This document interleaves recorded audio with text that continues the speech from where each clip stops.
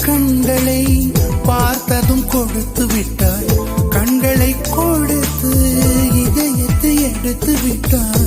இதயத்தை பறித்ததற்காய் என் ஜீவன் எடுக்கிறாய்.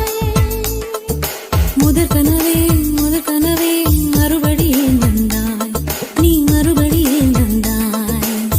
விழித்தெழுந்ததும் மறுபடி கனவுகள் வருமா? விழித்திருக்கையில் கனவினை திறத்தது நிஜமா?